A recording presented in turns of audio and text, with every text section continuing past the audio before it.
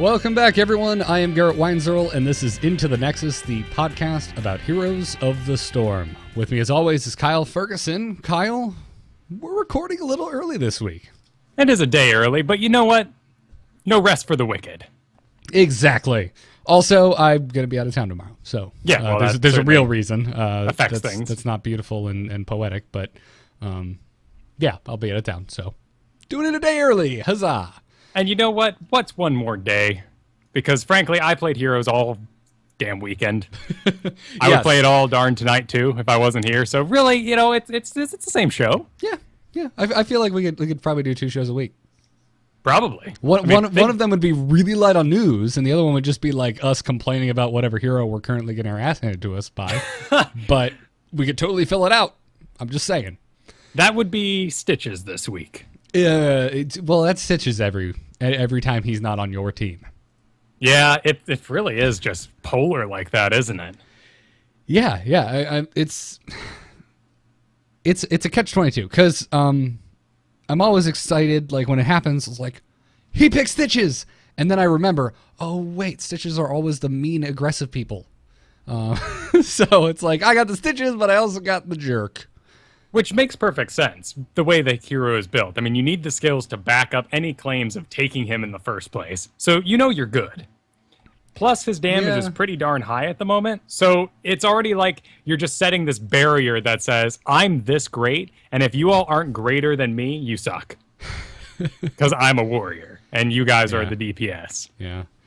But I'm part of me is joking, and the other there's definitely a little bit of seriousness in my joke, but I'm just kind of razzing on Stitches players. They're not all mean. Had a really great one last night. Had a good time. Certainly. General statement, but right now there really isn't a counter pick to Stitches in the game. And before those show up, there's just first pick Stitches. It's a great idea for anybody. Yeah. Master Garrick in the chat room is saying he had a salty Diablo he played with. Garrick, he's just salty because he picked Diablo. Yeah, I mean, really, you should be humble and flattered that people have allowed you to play this without being on your butt the whole time. Yeah, that's a really good point. Which sucks because, man, I love playing when you play Diablo because there's just some great stuff that can happen. But he really is. He just kind of gets countered really hard by many heroes. Damage, mostly. Yeah. In general. He just dies. There's a lot of ways to really screw up things. You know, when you hook someone, they always come right to you, not going off in random directions. For the most part, a hook will always be great, whereas a push can go horribly wrong. Unless it's a lift over a wall, and then everyone's having a great time. Everyone loves the Diablo. And you're winning, having a beautiful day. I really feel like we could make Diablo work. Like if we had a pre-made team that we played with all the time, with heavy coordination, the Diablo would be kind of disgusting. Like if you knew, like right now he's going to pick it up, so everyone save your stuns until he does the slam. Now unleash the stuns. Well, and that's really the thing is, you trust me as Diablo, so the things I grab and declare this is a target, we at least have one thrall or someone diving on it, and people can kind of get the general idea of what's going on. And in a game without voice chat at the moment, that's just kind of the way things are in solo queue. You may have the best idea in the world, but if everyone else is somewhere else, you should just go with them. Yeah, and I'm excited to see what Sylvanas brings to the table, because really what's going to, upset a Stitches, is someone that can, do a little bit of a jump out of the way, maybe like Tychus, but has the range DPS to punish him when he misses. And right now, we just don't have that super long-range sniper-type character. Yeah. I'm sorry. Our friend Jay, Frank, who we play with all the time, just decided to bombard me. I'm going to cover up your face real quick with this, where he's just like, all heroes level 5 now. Woot! So, congrats, Jason. Yeah, nice job. I just saw this and I started laughing. I apologize that I faded out there for a moment, but I'm just like, oh, thanks, Jay. I'm not sure he actually knew we were recording right now, but I'd like to think that he was, and he's like, I have to yell. This is a public announcement for all. Yeah, I hope that's the case, and if not, he's got a nice treat next time he listens to the show. But so how's your week been going? You've been playing ranked, you've been playing quick match, or did you just let your dailies pile up and you've just been running around and like I don't know, playing heroes you've never touched against AI all week? What's going on with you? It's all been Hero League. I'm up to rank 20 at the moment with, I think, about a 5-loss disparity there. So like 48 to 43 at the moment for wins and losses. Mostly it's Tychus. All the time. It's a pick that I can take early on that immediately counters the other team. No matter what they go, I take it away from them.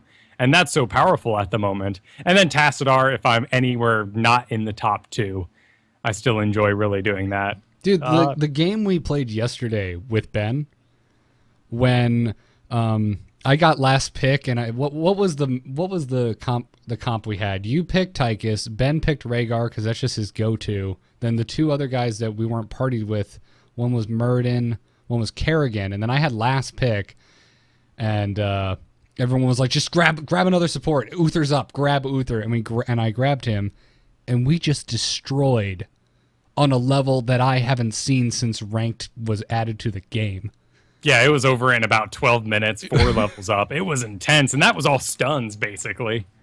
Yeah, that's exactly. Like, it was me and Muradin were just like the stun buddies. We're just running around just ruining people's day. And then since I went Uther, that freed up Ben on Rhaegar to take Bloodlust without even thinking about it. So we were just this just stun and destroyed team. It was absurd. We just Divine Storm, Bloodlust, everything's dead. Right, and because we took those excellent stuns, they didn't have anything to stop me on Tychus from just dancing alongside people shooting my minigun. It was an absolute delight. Our next game, we actually played with the same 2 people by coincidence. Didn't go so hot, and it was interesting to see the sort of difference between a Kerrigan on a winning team acting the same way she does on a losing team and diving for her own death in that situation. Yeah, I think part of it was that we played with them one game previously, and they're like, "Oh, cool! It's the 3 awesome dudes. We're gonna dive a little deeper now." And they got too. I feel like they got a little too overzealous. Yeah. And then also, that sounds like I'm blaming them. The opposing team we were fighting against had a godlike composition. Sure, and when you think of that, you automatically can say, okay, Stitches and Zebo, they took our Uther, and that's really, they took Vala. That was a rough game. That was like a bitter reminder that no, you're not as badass as that previous game made you feel. Like, right, and because the games are over so quickly, and there's not really a chance for you to sit and ponder on the fact that you're losing, which is wonderful. I mean, what an awesome game that, I was playing Sky Temple last night, and the pattern actually goes at the 22-minute mark that all 3 of the towers turned on, and we were completely just 4 levels down, just awful, getting our butts kicked.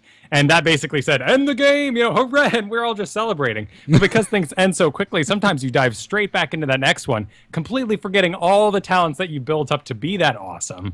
Yep. And then you go, oh, wait a minute, I suck. Damn it, I died. Yeah, exactly. That can happen. Before we move into the news, I do have one admission to make. Oh. I played a lot of Lili this weekend. Really? Yeah. Saving that for the show, huh?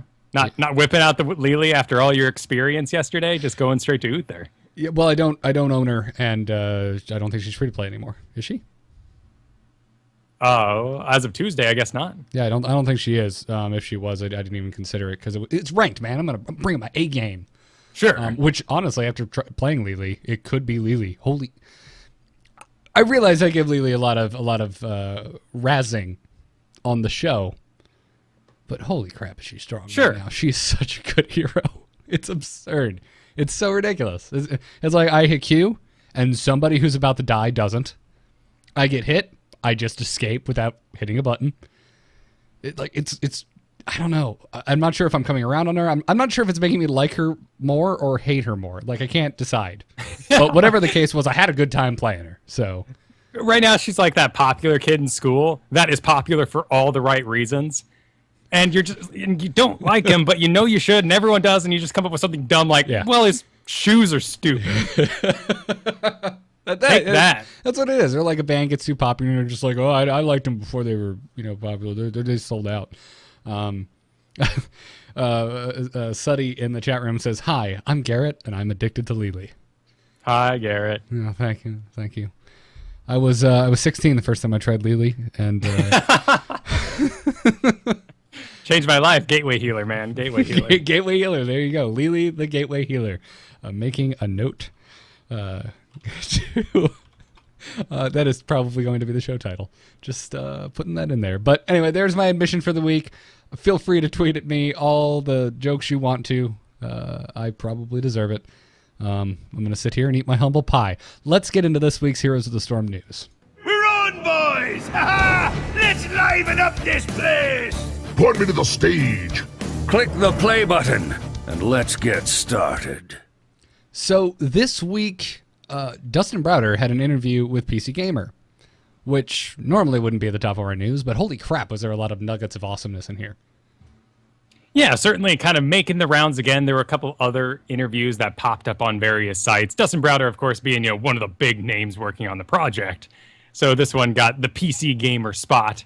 And he was rather suggestive about the ton of content that is coming to this game. Yeah, he seems surprisingly candid, at least from the perspective of me, and I'm assuming you, people who followed his bout with StarCraft 2, where every time you'd see an interview from Dustin Browder, it's just like, he's probably not going to say anything that we haven't heard before. Right. But no, this was super interesting. Highly recommend it, by the way, everyone, because we're only going to touch on some highlights here. Go read the full interview over at PCGamer.com because it is really good. But let's talk about some of the stuff he said. There was a lot of talk about the future of Heroes and a lot about like their policy in terms of their business model and why it is they do the things the way that they do them. One of the very first things is that they aren't sure when the game is going to go into open beta or even full release. They said they don't seem to really have a timeline for that. They said that they know the stuff that they want the game to have and that the game is still missing basic features that they want to see in the game before it's technically open. Dustin brought up a profile screen multiple times in this discussion, saying that we really want a profile screen, which is just straight up missing. Which is correct. If you go into the game right now, you don't have a gamer profile. Right, you want to go hang your decorations, have somewhere to hang out while you're waiting for a game. Really, the thing that got me was they do know that they need a better score screen, and it's being worked on. Yeah. Oh man, I'm so happy that was in there because it's bad right now. I'm sorry, it's just awful. But I guess it's just a placeholder. So, right, we need a bit beta. more information to make accurate calls on who's doing what in game. Right, exactly. They said that they're going to stop making Heroes when they feel it's right, and that time is not yet. I certainly hope it's not yet. I'd like more Heroes. There's also a wonderful little quote from in here where he's like, they're like, so how many Heroes do you have right now? And he's like, I don't know, because we have so many internally. And that just made me go, ooh, you tease. How dare you? Well, that's one of the things he brought up. He said, well, there's 6 heroes currently in development, and they're all playable at Blizzard HQ, which is the build that he is apparently playing the most of. So he basically said, I have to constantly keep checking myself to make sure I'm not telling you things I shouldn't be telling you, which is always funny and great to hear. And if you've ever used the StarCraft map editor, which is about the same tool they're using here, it's the same engine.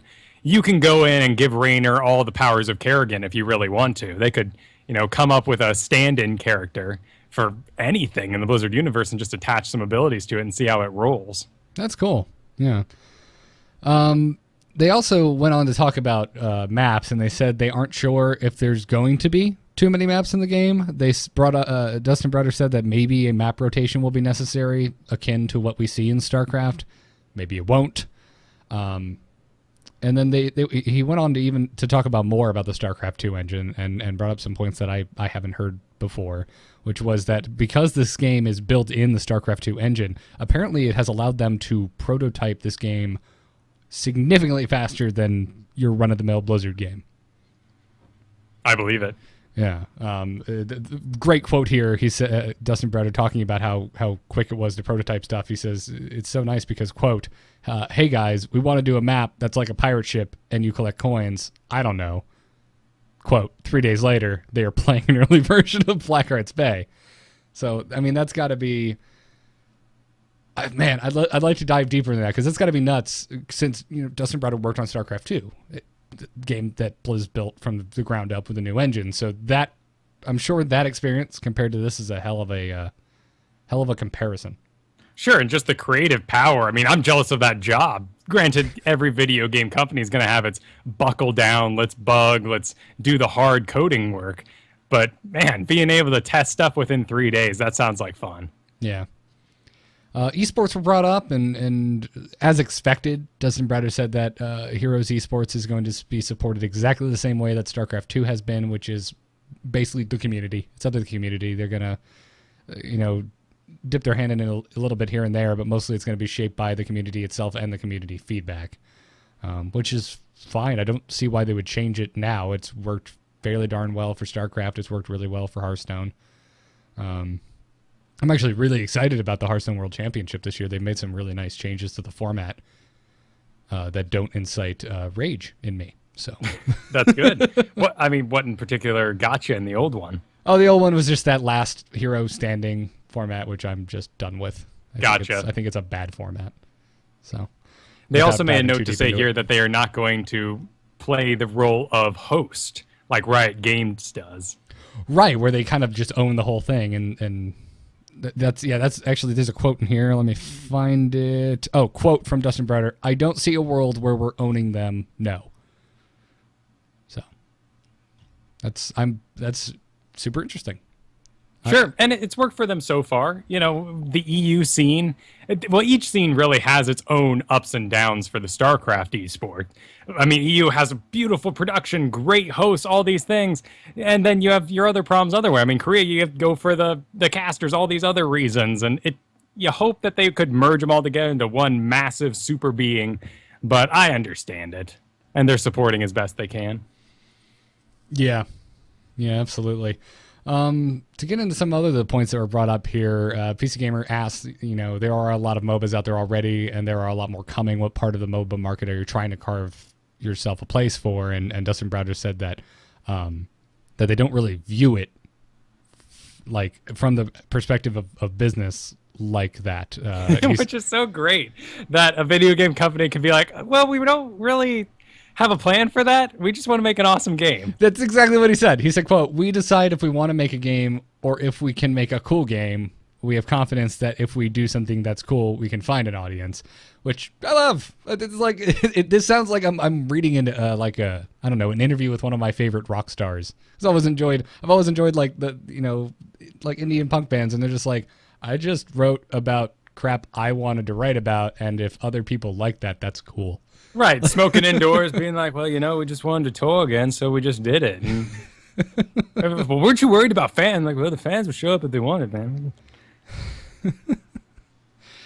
Yeah, no, agreed. I like that. I mean, obviously, there's got to be some type of business model to this, but also, I got to think, and I have, again, nothing to back this up, but I've got to assume that in the pantheon of Blizzard development, that Heroes of the Storm has been a fairly affordable venture compared to any of the other things where they had to build a system from the ground up. Sure. I mean, that's the thing about Half-Life 2 was that they had a whole system ready, and then they threw it out and made another one with such great gravity systems that they invented the gravity gun and put that in there to take advantage of things they spent years making. I know. Wasn't it amazing? And then they went and didn't finish it. Yeah. So it's because Valve. The next hosting client is so powerful, they have to find more tools for it. Maybe someday it'll end. I just love the idea that Blizzard regretfully has to sit down at the table and go, all right, how are we going to make money? Now, of course, anyone listening out there who thinks the prices are too high currently in the game are probably, grinding their teeth listening to this conversation. We are Blizzard fanboys, of course. Oh, yeah, absolutely. And for the record, I think every single thing in this game that you can pay real money for is grossly overpriced. Sure. Like, I don't understand the prices in this game. They baffle me. But right, setting a standard maybe because things will go down in price later. We need big numbers to test the store and prove to investors. I don't know what the issue is. Personally, I play for free, hero-wise. There's one skin I bought. It's Tychus. Infested Tychus because it was the most awesome thing on Earth, and I'm holding out for other awesome things. Yeah. And I see value in that particular skin. I tried to do that with this game, and it just didn't happen. I take a little bit of patron money every month, and if there's a new hero, I bought Thrall day one. I'm like, this is what the Patreon's for. Gotta enjoy. Sure, yeah, but that's an investment in the show. Yeah, gotta report on Thrall. So, anyways, PC Gamer also asked Dustin if they were planning on adding a map editor or true custom modes, and he said that they have a few little hiccups to work out, but that they don't seem unsolvable. He went on to say that, quote, "We will definitely get to it. It's not an engineering problem. It's actually some policy issues." He said, in StarCraft, if you go in and you make Mickey Mouse versus Batman, and then Warner Brothers and Disney are knocking on their door going, "What is this?" They just ban you or ban the map. And then they say go away. But apparently that's not as simple in a free-to-play game. I'm not sure why he didn't really explain. Like, why can't you just ban people in a free-to-play game? Or ban a map? Well, that's the point he's making, is they just come back. So... Oh, gotcha. So, yeah, you make the advancement in the box copy, and then you put out a map with your account. They ban the map, they ban you. You need to say, well, was that really worth it to spend money to get back in there? Free-to-play game, unless there's some sort of crazy level barrier, you need X number of heroes to post a map, you would just make a new account and post it again, and then again. Gotcha. Okay. But, and correct me if I'm wrong, didn't they make the StarCraft 2 map editor in the arcade free for everyone? That's true. So I'm still confused by this comment. That is an excellent point, actually. I don't honestly know then what the correct answer is there. I wasn't expecting you can play any custom map. I truly wasn't expecting you to have an answer. It just confused me earlier today, so I went digging, couldn't find an answer, and I just want to let everyone out there know I am confused by this. Yeah, that's an excellent point. Yeah, I'm not sure. So I don't know. I'll have to tweet at the team or something and see if we can get a response.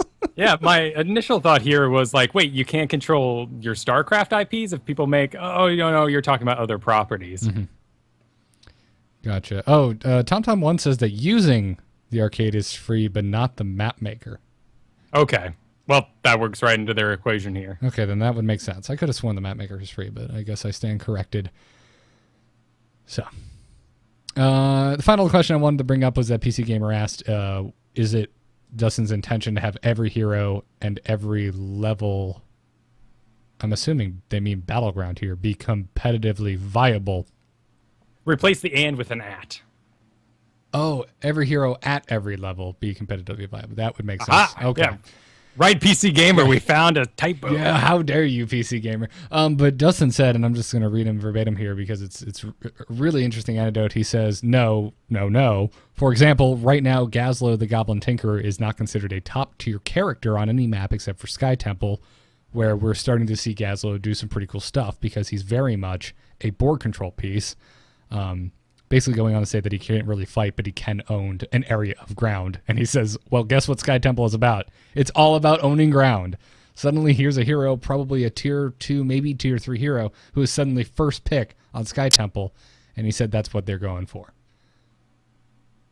Which is awesome for esports. One, for the conversations you can have as heroes are being picked, because the map will be pre-picked in that situation. And there's a lot for casters to talk about. Right. Two, you get to have some really, really unique heroes here that aren't going to fit in a normal, MOBA style map. Yeah, and this particular question and Dustin's answer got me thinking that for some reason, I mean, obviously the Battlegrounds, it's a big highlight. The fact that's one of the biggest things that sets Heroes of the Storm apart from other MOBAs is the vast variety of maps that you're going to be playing on. And the fact that each map itself have win conditions built in. And for whatever reason, I don't know, this kind of really hit me in the head, made it hit me in the head that damn, I really like the Battleground system in this game. Sure. I feel like we spend, at least me personally, spend a little too much time thinking about the Battlegrounds that I don't particularly enjoy. And I haven't taken a step back to kind of, I don't know, appreciate just this is actually really dope. And I'm glad that this is a thing. Because obviously it's one of the things that makes StarCraft so damn interesting. And I'm very excited for Heroes Esports to get a little bigger and to see more and more of this type of, I don't know, kind of high-end play.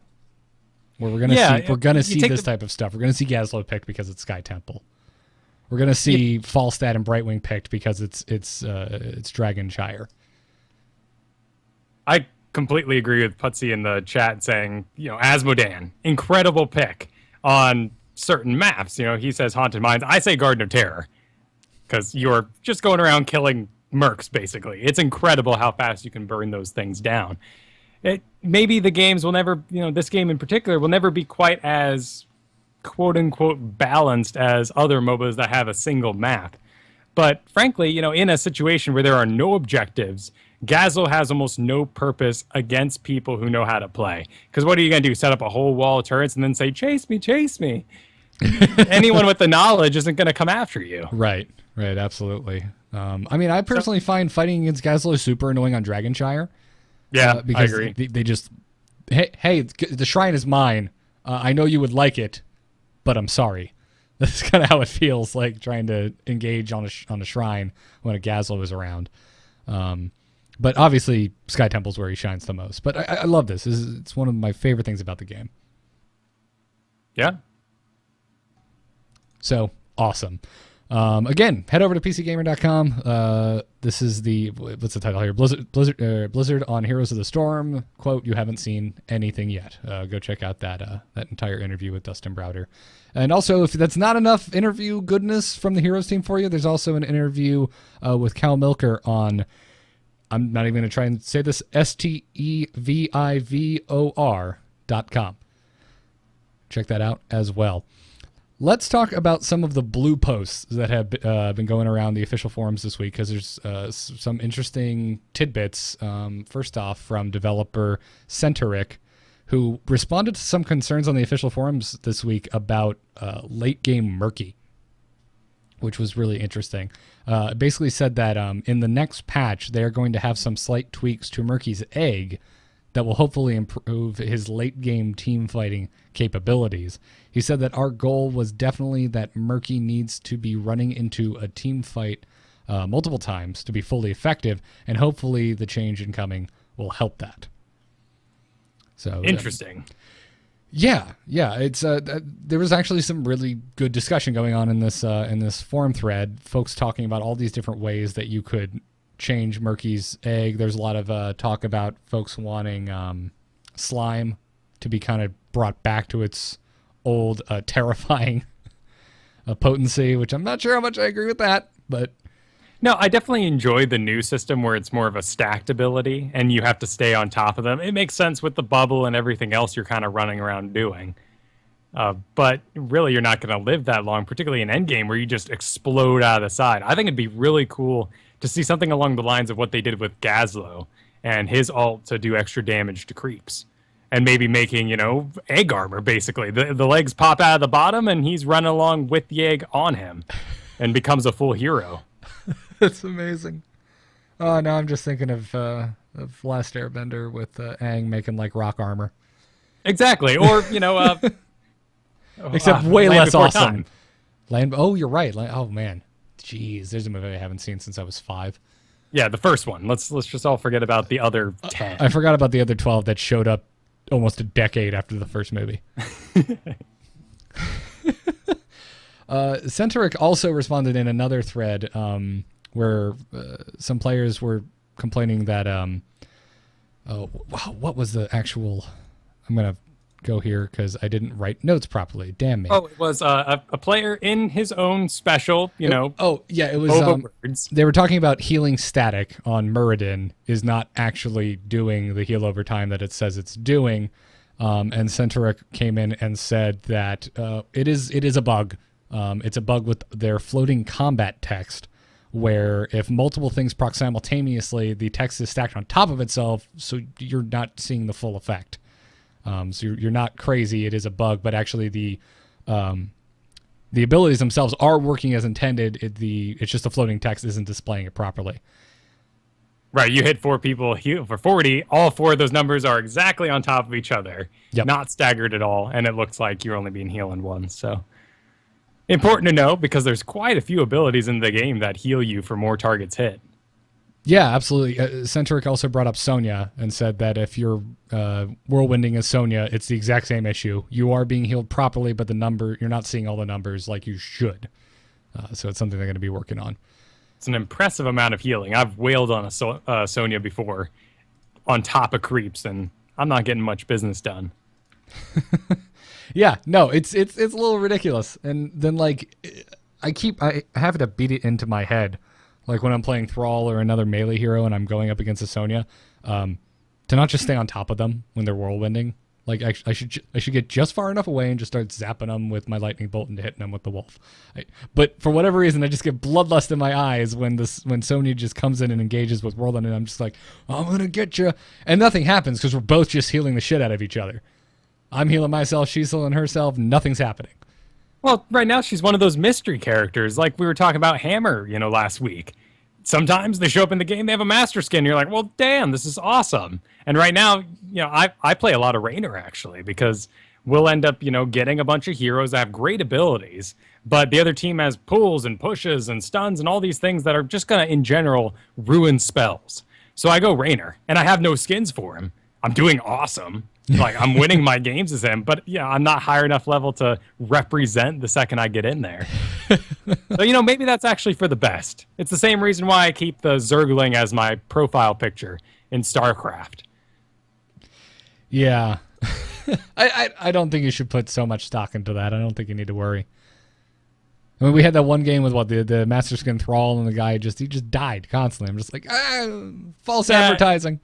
Yeah, everyone's allowed a bad game, and some people, only love one hero when it comes to MOBAs, and that's where they invest everything. That's perfectly fine. I think that's okay. I like jumping around. It's nice. It's not like StarCraft where I only have 3 choices and I'm very much drawn to one. Yeah. There's lots of choices here, and I actually get more excited when I'm last pick. I don't think it's a concept we've talked about here, but when we're going into ranked in this draft system and the coin flips happen, like if our team is like last and I'm the last person to pick, I'm just like, cool. I'm not going to hover over a damn thing, and I'm just going to react to what I see. Sure. Sadly, it does usually end up being support, which is why I've been playing a lot of Malfurion as well. Yeah. But there's a lot of picks that can be so perfect in that last spot. Like Zeratul is one that you should never really pick anywhere before last because you got to make sure the other team doesn't have a counter for you. Yeah. No, agreed. I'll give you that. But in those special magical situations where you get to go Zeratul or Nova, it's a good time. Yeah. I like playing support too, so it's not really that big of a deal. And then finally, folks were bringing up on the official forums the whole thing with Zeratul and his heroic ability. What is it? Stasis. Void Prism. That just freezes everyone who touches it. And what Zeratul's have found out is, hey, this thing covers the entire circle for grabbing a merc camp. So Zeratul's stealthy, hiding, waits until enemy kills mercs, goes in to cap the mercs, void prisms, goes in, stills mercs before void prism even expires. So there's a lot of chatter on the official forums this week about whether this was intended or not. And actually, this happened to you and me on Sky Temple over the weekend, and we were just cussing the paint off the walls. Yeah, well, granted, we weren't playing things like Gazlo, like Asmodan, even Zagara, or any of these heroes that is going to go do it by themselves. And by picking that hero, you're saying to the other team, hey, I'm going mercs, basically. So I got in a game yesterday where my team had a Gazlo on it, and the enemy Zeratul followed him around, didn't, attack him, just waited for him to cap camps and then stole it from him. It's one thing to, sneak up on people like, oh, crap, whoop, that's mine, and take it from a Thrall and a Tassadar hanging out together. But when that's what you spent the last 2 minutes doing, I can fully understand where the frustration comes from. Yeah, absolutely. I was not happy about it, specifically because in our case, it was the boss, which really sucks to lose when you were the one to vanquish it. But John Z got on the forum and said that we've gotten a lot of feedback about how unfair... Oh, sorry. Start at the top. He said, quote, to answer the original question, yes, this behavior is currently intended. He said, that being said, we've got a lot of feedback about how unfair it feels when Zeratul steals a camp out from under your team, particularly a high-powered boss camp.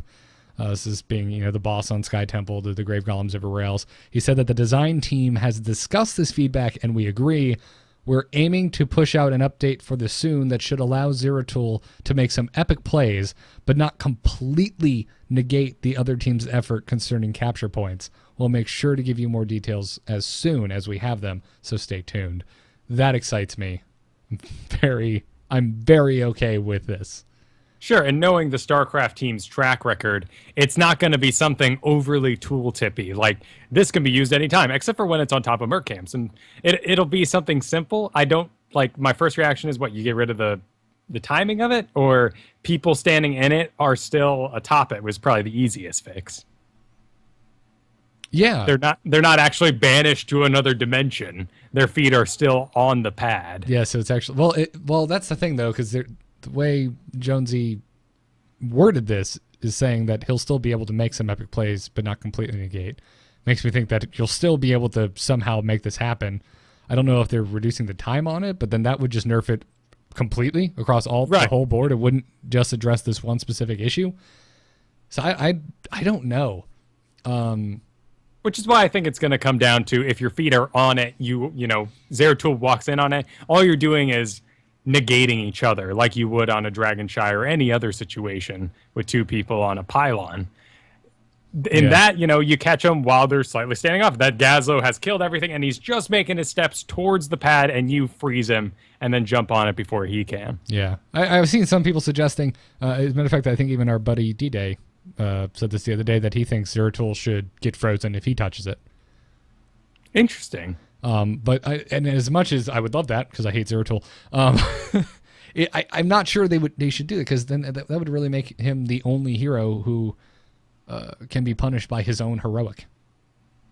Right, and what if you just cast the spell? You then walk into it while you're uncloaked. You've got 2 seconds after you get out of it. You're basically dead in this situation. It's already a godsend that Zeratul can't attack you while you're frozen in there. So I'm not asking for too much here. Gotcha. Well, I'm interested to see where that goes. And again, you can see all of these over on the official forums, battle.net/heroes, if you want to read them in full.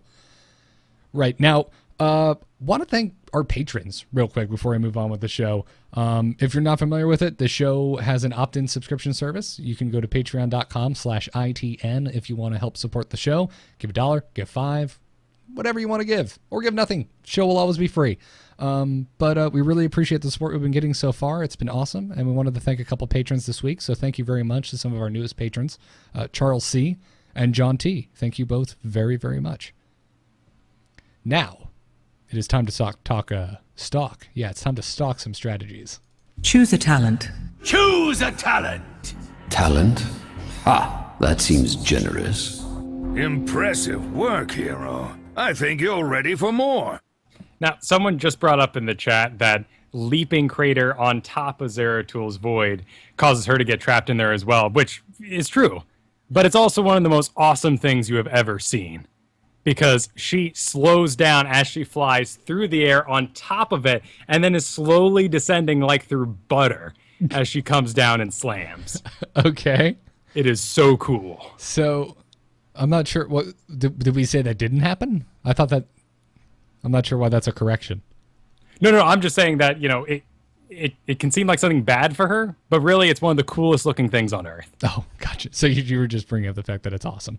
Yes. Awesome. Okay. Well, nothing wrong with that. Wonderful. Yeah, no, there is nothing wrong with that at all. Now, for strategy this week, Kyle, you really wanted to talk about damage-oriented healer talent builds.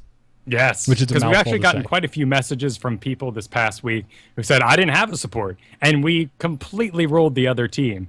And because of this, people are kind of going, well, that's not really true. You need something in there. And all these just high damage builds have just been coming out of the woodwork, and they are overtaking assassins at the moment in game. Oh, really? Okay, awesome. I've seen the chatter around Reddit, but I didn't know it was that potent. So today we're specifically going to talk about 2 different Lili builds that are leaning on the damage side and one Malfurion build. Starting with what is this called? It's a wind build? Yeah, the wind build. It's all about your tornadoes being shot around. Okay. Now, if you're watching the video of this, you can see the talents here. And for the audio-only listeners, we'll do our best to describe it with words. So how does this work, Kyle? Obviously, level 1 talent, Conjurer's Pursuit. Nothing different there. That's kind of the catch-all. If you're playing a support, Conjurer's Pursuit is just amazing. If you're not familiar with it, you have to pick up the health orbs and you gain a permanent mana regeneration buff, and it just keeps stacking throughout the whole game. It's minute, but once you've been picking up health orbs for the entire game, you're this mana generating machine. Right, and recently in a patch, they added a passive regeneration that you get at level 1, despite not having any globes yet. So it is, in fact, really early game, great. Late game, great. Middle of the game, you might be wishing you picked something else on some heroes, but ultimately, if you're on a map that supplies you with enough globes, and I'm basically saying if you're not on Blackheart's Bay, Conjurer's Pursuit is awesome. Yeah. So now the level 4 talent for this wind build is Lingering Blind, which increases the number of basic attacks missed due to blinding wind from 2 to 3. Right. So what you're really doing here is you're saying I can't really, without talents, and particularly on most healers, later talents affect how fast I'm healing people. The amounts I'm healing can be affected, but the cooldown in general of your heal is going to be about the same. So you just say, well, I'm giving a heal. Like that is the best thing I can possibly bring to the team at this time is just one heal. And the rest is all going to be damage because that's how you win games. Right. So, which if we haven't brought up in the if we haven't brought it up in the past, blinding wind, which is what Lingering Blind augments, is really strong. And it doesn't seem like it because it's not flashy and it's not super. Like, I don't know. I almost think they need to bold the miss symbols or something and put some kapow graphics behind it because it's a huge effect.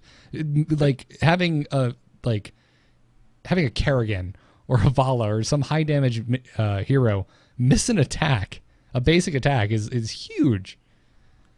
I agree completely. When you crit, when you have some ability that is augmenting you, or someone's slowed and you have that talent which does extra damage against slowed people, it says crit and it looks sweet, and we played other games and crit immediately communicates to us you just performed the combo that is awesome. And then when you hit someone with block, it's really frustrating. Block, see the little graphics fly around them, and you did half damage, but you have been informed. Blinding when you are missing your attacks completely, basic attacks. And that is huge. 2 attacks in the next 4 seconds. Most heroes are going to pump out 2 attacks within 4 seconds. So this almost always gets its full effect off. And the Mass Vortex adds another 2 targets to it.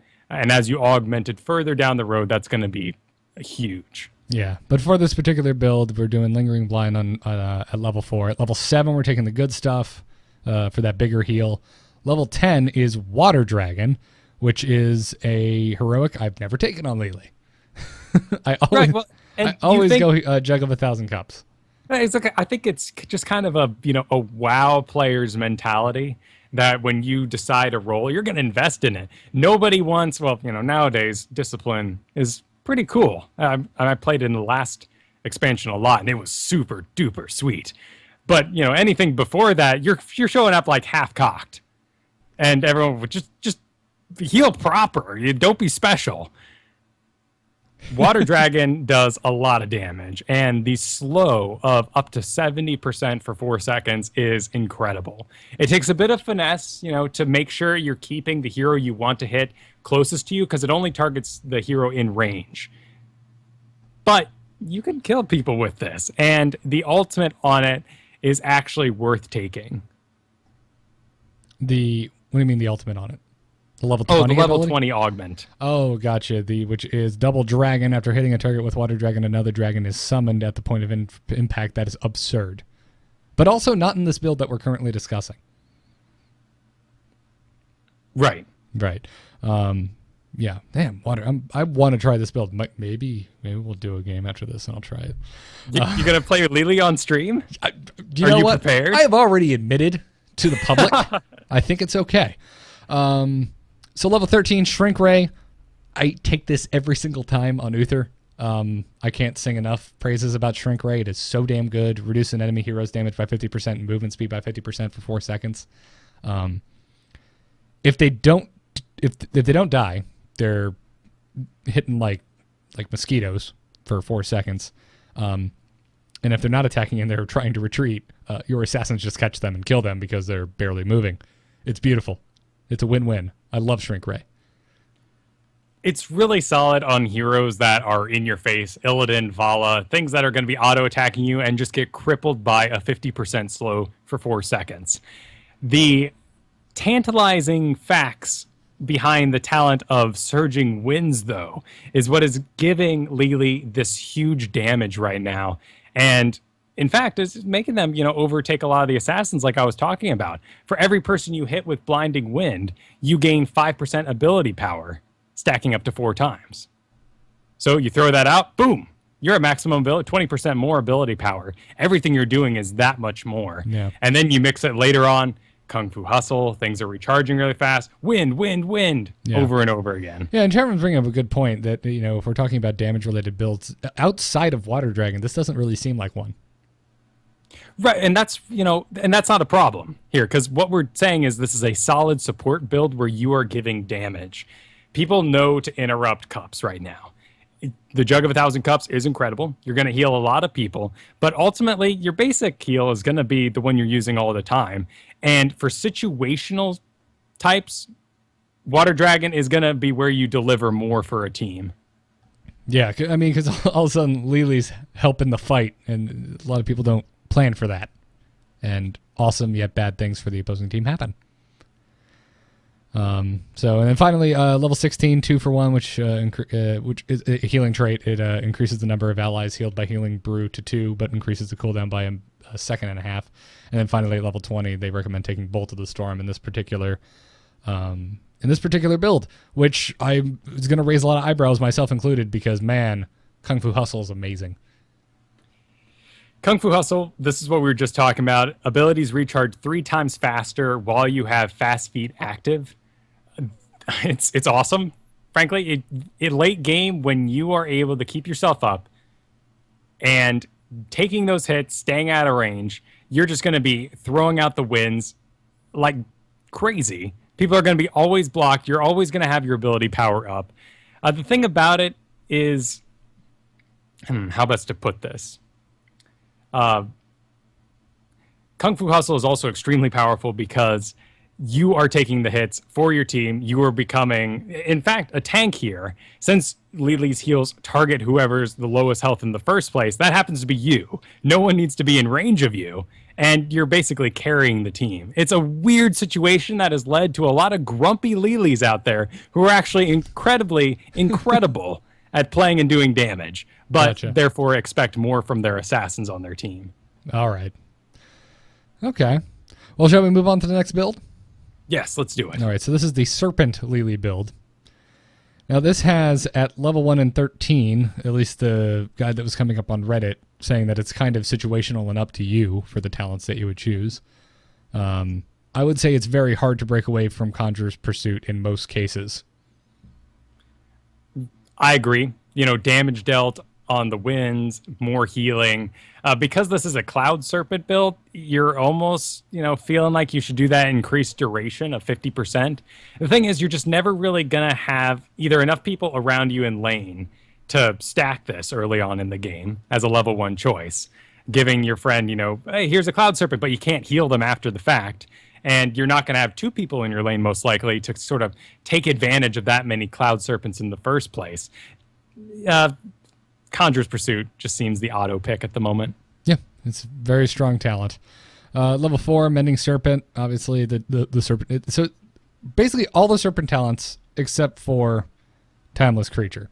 So we've got Mending Serpent at level 4, which gives the Cloud Serpent a heal. It heals the friendly unit for 15 plus 1.5 per level each time it attacks.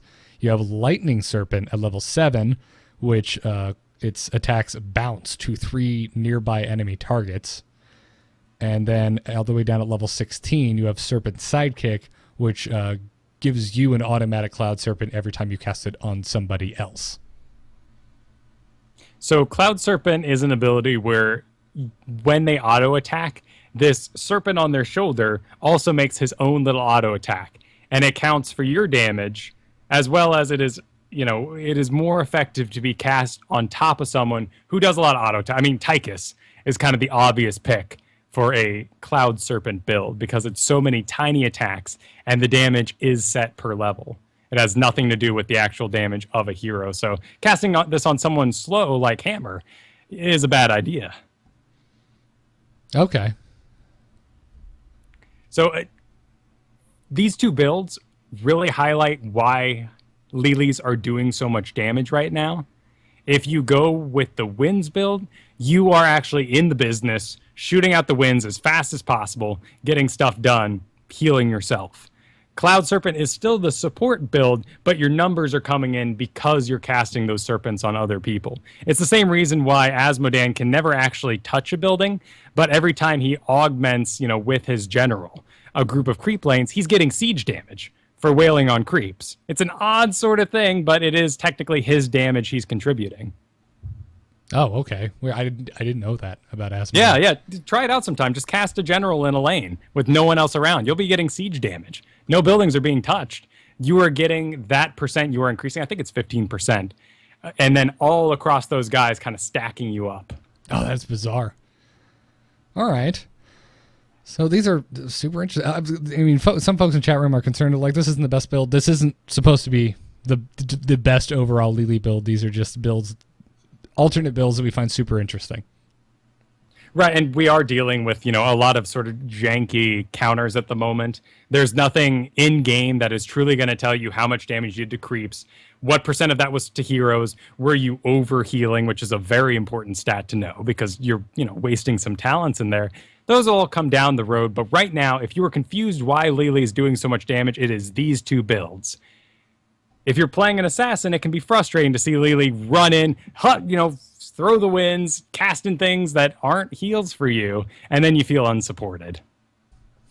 Gotcha. I really like builds around the Blinding Wind, so I don't know. I do want to try the Serpent build too, though, so we'll see. Well, you talked about doing a show. Like, let's practice it out. I'll take Tychus. All right. We'll see if we can do some auto attacks. Cool. Well, let's talk about Malfurion, which there was one last build you wanted to discuss with him, which was like this kind of Moonfire build, which is interesting. And I was when you talking about these builds on the show tonight, I was immediately skeptical about this, and I'm just like, well, Moonburn level 1, it's not really helping you because it's just doing more damage to creeps. Who gives a crap? So sell me on this, Kyle. This is all about stacking. So again, like Lili, you're already one of your automatic abilities is your most powerful heal. And in Malfurion's case, I think this goes even further. Lili's, she throws a cup at you. You suddenly have that extra bonus health. Boom. Like, it's the reason why we're confused about Tassadar as a support. You want health, and immediately. So on Malfurion, you give regrowth. Heal over time to someone. 700 heal over 10 seconds. That's not a lot per tick. And your initial shot isn't going to save any lives off of regrowth. So people are basically saying, okay, well, I'm here to top people off. My job is to kill. That is so bizarre. It seems bizarre. And, the Moonfire as the level 1 pick, 30% more damage to non-hero targets is almost useless. But when stacked with increasing area effect, increasing slows, all these things you add to it down the road, you find that leads to an extremely powerful Moonfire that kills heroes and clears lanes. Gotcha. Oh man, I would like I take so much issue with that level 1 talent. It's hilarious. It's like, no man, just conjurers. What are you doing? Right. This one too, Harmony, cast regrowth on a minion or mercenary and instantly return 100% of the mana cost. You lost the cooldown. There's nothing that makes that better. If we had a reduced cooldown, sure, but the mana isn't what was lost here. It was the fact that you cast the spell on a creep. Yeah, and you're waiting 7 more seconds to put it on someone who needs it. Exactly, and Scouting Drone, I think, is a fabulous talent, but you are so out of mana for the entire game. Yeah. Now, since this particular Malfurion build is angled at hurting and killing people. You, of course, are going to get the Treant for your Entangling Roots, so you're going to take Vengeful Roots at level 4. And kind of, continue on this journey with me here. Okay. Because your other choices really are Protective Shield, Instant Shield, seems real great because you have no instant casts to save someone's life. Or Healing Ward, amazing on maps where people pile up. People have been sniping it a lot better than they have in the past, but still it can kind of get lost in a big team fight. The thing about Vengeful Roots is you're going to summon a Trident for 12 seconds. It has to be attacked, or every hit it does, it is going to interrupt a Dragon Shrine being taken or coins being turned in. That's what this is really about. Yeah, it's good. In case folks aren't familiar with it, I do want to mention that I feel Kyle was underselling Protective Shield a little bit. It's kind of an amazeballs talent as a support. But this is also a tree that kills people, so my vote goes for that as well. Sure, but, it's just something else in there in the lane that's taking up shots. It has a surprising amount of health early on, and its hits, unlike damage over time, and the Zebo's poison, which doesn't interrupt channeling spells or anything like that. This thing can, smack people out of turning in tributes and such. Yeah, I've had a couple Malfurion use this against me this week, and since it's at level 4, it feels like a poor man's Ultralisk, because it pops out so early, and it's just like, go away, leave me alone. I like it. Loon's Grace at level 7 increases the range of Regrowth, Moonfire, and Entangling Roots by 2. Makes sense. Want to get your roots with your tree where you want it. Want to get your Moonfire where you want it as well if you're trying to do a damage Malfurion build. Right. Up against here is Battle Momentum, which is on a lot of different heroes. Enduring Growth, which is the duration of your regrowth increased by 6 seconds. This is the one that I feel like is a trick. Because you're going, again, in these damage builds, you're going to think to yourself, wow, I am healing people forever. You're not saving lives, which is the whole point of being a healer here. So Loon's Grace is going to increase the range on your Moonfire. All right. Take Twilight Dream for the heroic. Love Twilight Dream. I do this anyway. I think it's a fabulous spell. There really aren't any silence mechanics in the game other than Twilight Dream. And because of this, people don't know how to react, and they get staggered easily. Particularly when you combine this with your level 20 choice of Bolt of the Storm. Oh, really? Okay. Yes. Well, think about it. Silence deal a hefty amount of damage to people, and then silence enemies around you for 3 seconds. There's a fight going on, you're healing in the background, then boom, you dive in, everyone's silenced. And you do a significant amount of damage. Oh, that is disgusting. I never even thought about that. I guess I play Malfurion so infrequently, and I guess since it's a level 20 plus thing you could do, that's why I haven't had much experience with it. Tranquility is great. It has an actual longer cooldown than the silence does by 10 seconds. But again, you're healing people over time. You can't be knocked out of it, though, so it's still a solid choice. It's a really solid heal, and if you are the primary support for a team and in your mouth, I would put a lot of thought into taking it, because if you've ever been on a team with a Malfurion and you're going against a team that has say an Uther, you're going to notice the fact that Mal's heal is this heal over time, and it's slow, because once you have these two teams going at it, and the Uther's getting these big instant heals off on people, and Malfurion's just like, here it is, it'll get you up eventually. There's a huge difference. So Tranquility makes a big difference if you are the primary healer on a team as Malfurion. But again, not what this build is about. Right, and that's the question we're trying to answer here. Is that even worth it when they're dead anyway? Well, it wouldn't be dead anyway if you pop Tranquility, is my point. No, that's what the other team. Oh, gotcha. Everyone's running in. You just talked about Uther stunning people, and Stitches is pulling. They're not. Everyone's silenced. They're doomed. It's a very good point. It's all about positioning with Twilight Dream here. We were going up against that team yesterday with that amazing Stitches, who was just always out in front of literally everybody else. You'd have a hard time getting a proper Twilight Dream off. Yeah, that's a tough topic to talk about, positioning, because it's just something you have to learn from experience. Absolutely. Level 13, Full Moonfire, increases the radius by 50%, and level 16, Lunar Shower, using Moonfire reduces the cooldown of your next Moonfire by half a second, and increases the damage by 10%, and it stacks up to a total of 3 times, so there may be super fast Moonfires that hit like a truck. and cost less and, reduce cooldowns, big radius, you're destroying creep lanes. That's the hard thing about this build right now, focusing on Moonfire, is you have to get to level 16 before you're truly killing anyone. Once you have this, you can chase people down, and it is very scary. I got to try this out the other day, and it was a fabulous build at 16. Before that, as the sole contributor of heals on my team, I felt like I wasn't doing everything I could, particularly because I avoided Life Seed at level 13, which is an automatic, on its own cooldown, auto-cast of regrowth. Yeah, it's insane. It's really good.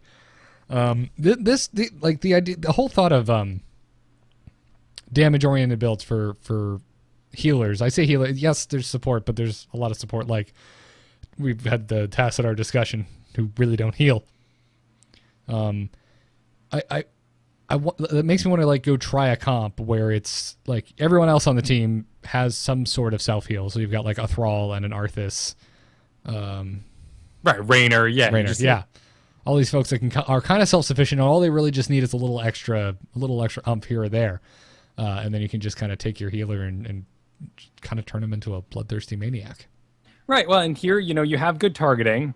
You are there to top people off and possibly save a life. Everything else is damage. And I think, if this doesn't get addressed through some sort of patch, we can easily see a lot of our supports break into other roles, like Assassin in this case. Yeah, I'll give you that. So have you tried any of these builds yet? I've tried the Lili Wind build and then the Malfurion build. Malfurion a lot more because I play him pretty regularly when I'm the last pick. Yeah, he's your don't go support. Yeah, because he's your kind of supported choice. Right, and for me, my personal choice as to getting through this talent tree is I go full healing except for Twilight Dream, and if I do choose to do a Moonfire or focus more onto Strangling Vines or something like that, where I'm in a map like Cursed Hollow, vines are an incredible stopping power. Everything is basically shaped perfectly that someone is going to get stuck between some trees with your vines. I always take Tranquility, kind of even myself out. Okay. All right. I like the way your brain works. I approve. I like it too. So, well, very cool. If you try these out this week, folks, let us know how it goes. If like your primary healer and no one on your team has any self-healing, probably not the best builds. I don't want complaints. You told me to take this build. My team hated me. Yeah, these are perfect builds if you have a Tassadar on your team. Is basically how it goes. Or we talked about our dream healing team a moment ago. Yeah, exactly. Yeah, I mean, we had that Rhaegar Uther team going the other day. That was nuts. Well, and how many quick matches do you play where you just don't have the damage to actually make a difference here? You're stuck with 2 warriors, 2 supports. Like, this is a way to turn that around. Yeah. More so than someone like an Arthas can decide to go damage. Right. It does help a lot. And I'm glad that I love that this is a thing in this game. Obviously, there's some heroes that kind of really only have one feasible build, and that was actually a lot of the discussion going on in that Murky thread that we discussed earlier. But for the most part, you can deviate with a lot of these heroes, and you can make decisions based on the situation you're in, and I really like that. Right. Well, just head on over to like a site like Heroes Nexus, click on Mule, and just see how many different heroes can have it, and that is definitely a situational talent. Yeah. Well, let's take some emails before we end the show. Darkness stopped calling. I hear the wilds call. Wait, nature calls. Okay, tell them I'm not here. Emails, you can send them to itncast@gmail.com.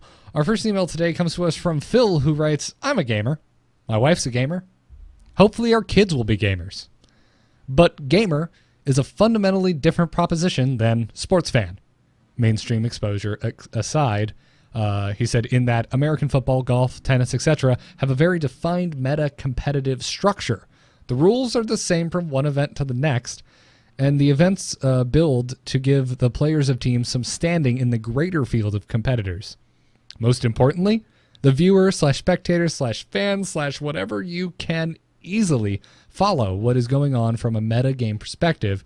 Meta not in the sense that gamers typically use the term. What I am talking about is the NFL standings, the games back in MLB, or the points ranking in NASCAR. We have a tangible sense of who is doing well and who is not in these things. But more than that, we have a sense of where it is going beyond who wins the match. So his question is, how does one follow Hearthstone's competitive scene, Heroes of the Storm, StarCraft? I can go to any number of places to find schedules, results, rankings, and more for traditional sports, but I have yet to find something like this for esports. Is esports just a fundamentally different thing where these meta states do not exist, or only exist in a loose sense? Is esports too young? I've been a long time listener to both shows, folks, and I greatly enjoy the content each week. Keep up the amazing work. Well, Phil, with Heroes specifically, there's not really a go-to source yet. Is kind of the honest answer. There's some good sites. ESL Gaming is really good. If you go to play.eslgaming.com/Heroes of the Storm, they have a lot of information. It's even divided up between Americas and Europe, where the two biggest scenes at the moment are. And obviously, the Heroes subreddit is another really good place to go. So go to heroesofthestorm.reddit.com if you aren't already reading those. Those are probably your best bets for Heroes of the Storm esports updates. But really, right now, it's kind of a Wild West, to be perfectly honest. Oh, There's absolutely. a lot of casters coming in from other games saying, ooh, I'm going to make my mark. And one person that's just doing that phenomenally right now is Kaldor. So if you didn't watch him through StarCraft, he was a Korean commentator over there. And, well, from Germany, but in Korea. He was a commentator in South Korea. Yes. Not a Korean commentator. He does a fabulous job right now breaking things down in a beginner-oriented way. They're very tutorial-like. We have, some leagues that are propping up for Heroes, and, each one's kind of vying to be the main league when it comes time for Blizzard to kind of make their choices to, where they throw their support. But right now, it's honestly too young. Yeah, absolutely. As for the other game, basically what I'm waiting for, and this will kind of answer where to find stuff for the other Blizzard games, I'm just waiting for Team Liquid to launch a Heroes of the Storm page. There you go. TeamLiquid.net is the go-to source for StarCraft 2 information of any sort. And the thing I really enjoy about Team Liquid's network of esports websites is their Liquipedia, which is a wiki just about the pro scene of whatever the game happens to be. So in this case, the TeamLiquid.net is for StarCraft, and then Liquid Hearth is for Hearthstone. Both of those have Liquipedias, and they're extensive. They're almost always up to date. Hearthstone's not as good as the StarCraft one at the moment, but it's still one of the best resources out there. And I really hope that they do a Heroes of the Storm one, because their whole system is great. And I read it as I assume some folks read like the sports page, which is, I guess, really outdated now. How I assume some people read ESPN.com. Right. Or understand those numbers scrolling underneath my TV shows. Yeah, because I don't have enough time to watch every single tournament. Definitely not for all the damn games that I'm interested in. So a lot of times when I pour my bowl of cereal in the morning, I crack open Wikipedia. I look at what the most recent tournaments were. I click on it. And I see who's winning, who's losing. If it's some people I'm particularly interested in, like with Hearthstone, for example, I'll expand it, see, how'd they lose, how'd they win? Oh, it was 3-2. These were the decks that they used. These are the decks that won, that lost. And they have like links to the VODs. They, what's the word I'm looking for? The brackets. I almost said ladder. The brackets. It's wonderful. TeamLiquid.net, LiquidHearth.com for StarCraft and for Hearthstone. For Heroes of the Storm, like Kyle said, kind of a wild, wild west. Try ESL, try the subreddit, and there's all kinds of other good sites out there. Hero King, Heroes Nexus, Nexus Champ, etc. Well, and one thing that StarCraft really had to figure out, and is going to be a problem again for Heroes of the Storm. In fact, all esports is there aren't seasons right now, and there's not millionaires shaking hands agreeing, well, you're a fall sport and I'm a spring sport. They just kind of happen whenever they happen, and players go to them because that's where they earn their paychecks. So they're going to show up to whatever event they feel is best. Sometimes there's 2 in one weekend, and they just have to choose. And you get these really weird pools. You were hoping to see so-and-so versus so-and-so, but they picked completely different tournaments to go to. Right. Well, and a huge part of that is how international it is. Yeah, that's true. It's not there isn't one overarching thing that there's not the MLB or the NFL. There's I mean, there are certain things. Obviously, we have MLG, but that's just like one tournament circuit here in the U.S. Then you have DreamHack over in Europe and Asia, and you have the Blizzard Hearthstone World Championship for Hearthstone, and WCS for StarCraft, and there's all these kind of disjointed things. Probably if you're looking for that type of experience, the tournaments that Blizzard put on kind of have the biggest overarching set of rules. But we really don't have something like that for Heroes at the moment.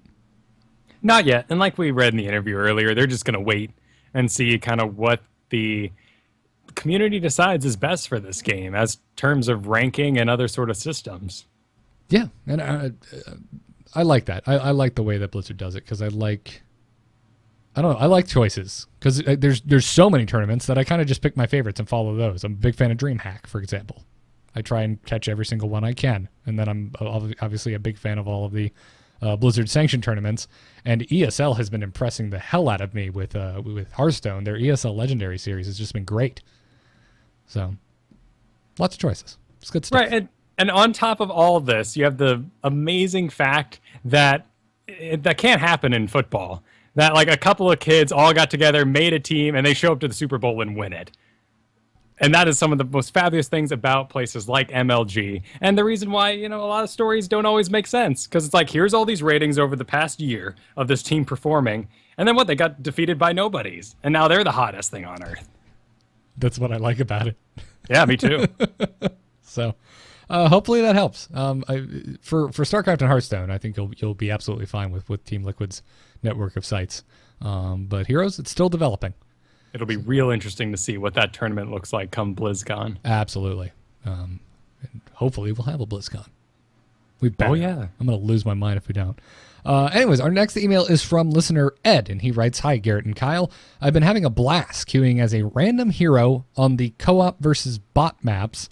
It helps for figuring out what my preferred playstyle is and for the whole know thy enemy side of things.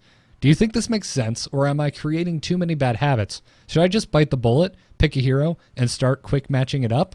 He said, "Shout out to the Age Move TV channel on the EU server. It's quiet at the moment, but there's usually someone around who will chat, so he wants us to tell everyone on the across the pond, as they like to say, to do a /join space AMOVETV for European Heroes of the Storm players." I could not be more pleased with the chat channel here in America. It is a bumpin' place. You guys love co-ops and quick matches, which is awesome. It's like an awesome rave if that was something I actually wanted to go to. Yeah. About 2 minutes of industrial music is about all I can take. It's too much for me, man. Too much for me. I don't necessarily... I don't know. We usually try not to tell people how to play the game. And I don't think there's necessarily a bad way to play it.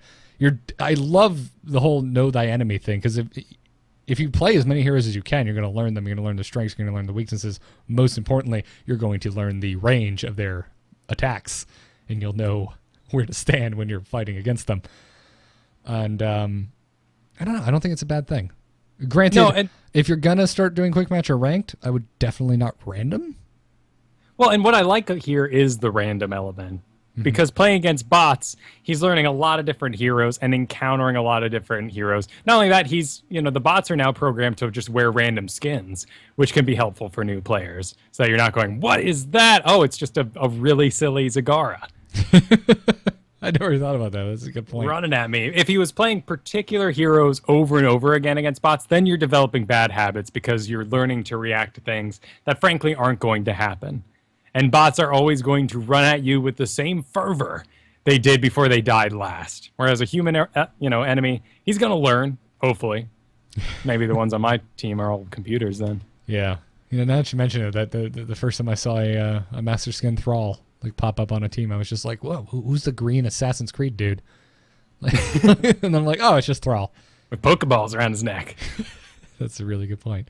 So no, I don't think it's a good thing or a bad thing at all. Go for it, man.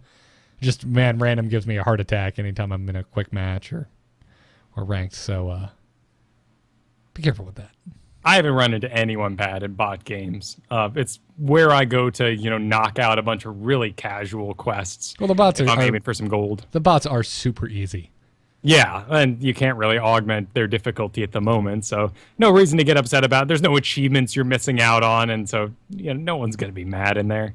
Yeah. But sooner rather than later, Ed, get yourself to fight some real people, because otherwise you're just going to build up the anxiety about it. And that first bad experience you have with a real player, it could, ruin you for, the rest of your gaming. It's like a Band-Aid, man. Just rip it off. Yeah, just do it. Just get in there. There's going to be jerks. There's going to be awesome people.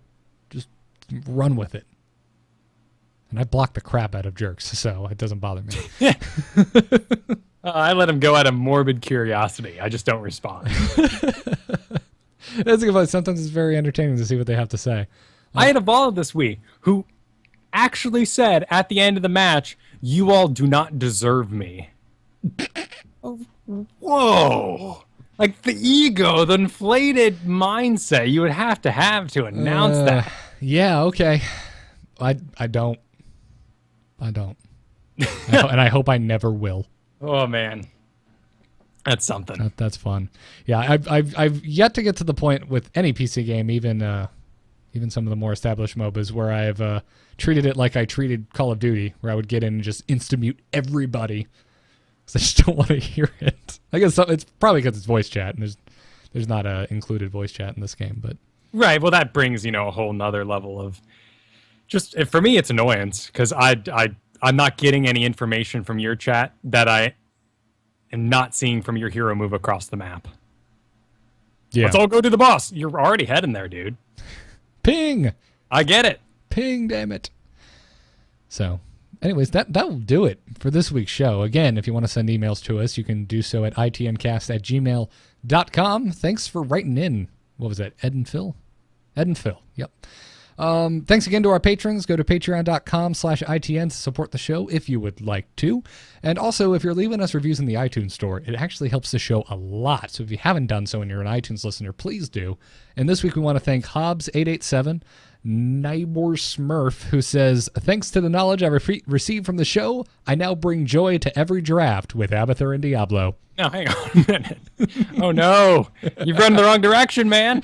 Actually, I've seen some amazing Abathurs this past week. Have you? It's pretty cool to see. Yeah, That's like awesome. actual, delivering the goods in League. Sweet. Well, I also wanted to thank Uchby and Luke from Tucson, who said, "This show is Nexuslicious." I would say Nexalicious, but he put the S in there, so I'm pronouncing the entire thing. Thank you guys for your reviews. Really appreciate it. Into the Nexus is produced by amove.tv and Declan H., our Patreon producer. Thank you, Declan. You can see more about this and all of the other shows that we do over at amove.tv. Catch us live usually on Thursday nights at 8 p.m. Eastern. Different this week. Going to be out of town tomorrow, but you can catch us live on twitch.tv/amovetv or all of the VODs over at youtube.com/StarcastShow. You can also catch the mobile live stream on alphageekradio.com. Our Twitter is at ITNcast, and Brian Griffith is the musician responsible for our awesome intro music, and you can see his work at briangriffithmusic.com. Kyle, where can folks find you when you've finished falling through the Nexus? You can find me on Twitter at Kyle Ferguson. You can find me at kyleferguson.com, where I post weekly articles about playing Dungeons and Dragons and other tabletop games. It's a day early show here, but this week's article is going to be about making house rules for playing on internet tabletops like Roll20.net. Ooh, cool. There's some things you have to change. Yeah. You can't look people in the eye. There can't be multiple conversations happening at Skype that you can just kind of zone in and out of. Got to direct things. You have to try and make it intimate. Yeah. In one of the least intimate environments.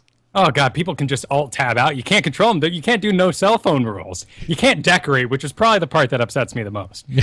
I like to, lay out all the comfy chairs. I am this close to, lighting candles at my sessions. Awesome. Well, if they're like Diablo 3 level of candles, just a bunch of them, there's just wax dripping everywhere. I don't know how you make a candle that produces that much wax. Then I'm with you. If it's like scented Valentine's candles, then you're just creeping me out, dude. Yeah, all I've got is tea candles, and those are a little lame. Has to be some danger, right? Someone needs to get wax on their hand. Our entire home is just peppered with vanilla candles. I love them. Well, that's, aromatic. I love candles, man. Love them. Anywho, if you want to follow me on Twitter, I can be found at GarrettArt or over at nomoonart.com, where you can see my graphic design portfolio. And if you are in need of a freelance graphic designer, use the contact form there and, contact me. I'm always available for freelance, and you can check out me talking about Hearthstone over on the Angry Chicken podcast. And just because we are not running ads at the top of the show anymore does not mean that these sponsors are any less awesome. Use the codes, just the code ITN over at doghousesystems.com to get double memory on your next Doghouse Systems gaming rig.